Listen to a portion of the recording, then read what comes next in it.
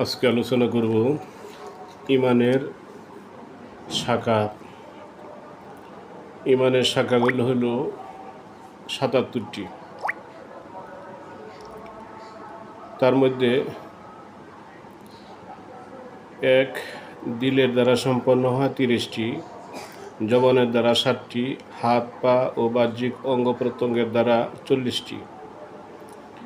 দিলের দ্বারা সম্পন্ন ইমানের মোট ৩০টি কাজের মধ্যে ৯টি আকায়েত অর্থাৎ বিশ্বাস সম্পর্কে, অবশিষ্ট ২১টি হল দিলের আখলাক ও আমল।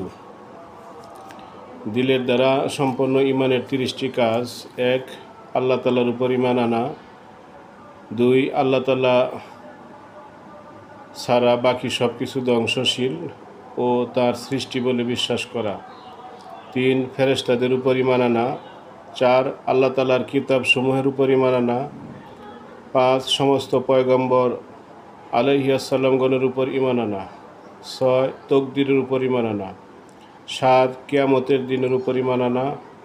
৮, বেহেশতের উপর ইমান আনা। ৯, দুজকের উপর ইমান আনা। ১০, আল্লাহ তাআলার সঙ্গে মুহাব্বত ও ভক্তি রাখা।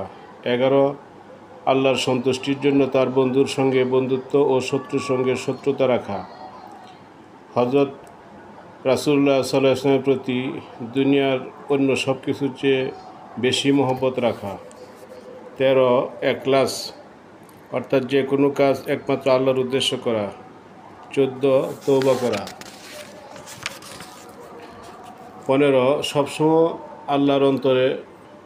সবসময় অন্তরে আল্লাহ পাকের ভয় রাখা। ১৬, আল্লাহ পাকের রহমতের আশা রাখা। ১৭, অন্যায় কাজে লজ্জাবোধ করা। ১৮, সবর অর্থাৎ বিপদে ধৈর্য ধরা। ১৯, শুকরিয়া অর্থাৎ কৃতজ্ঞতা আদায় করা। ২০, ওয়াদা বা অঙ্গীকার রক্ষা করা। ২১, নম্রতা অবলম্বন করা। ২২, জীবের প্রতি দয়া করা। ২৩, রেজাবিল কাজা অর্থাৎ আল্লাহর ফয়সালার উপর সন্তুষ্ট থাকা। ২৪, তাওয়াক্কুল অর্থাৎ আল্লাহর উপর ভরসা করা।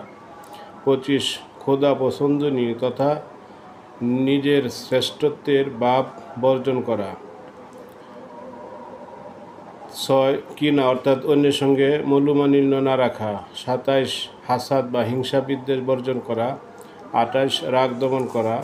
২৯, কারো অকারণের চিন্তা না করা অর্থাৎ ২৯ হলো কারো অকল্যাণের চিন্তা না করা। ৩০, দুনিয়ার মায়া মোহব্বত পরিত্যাগ করা।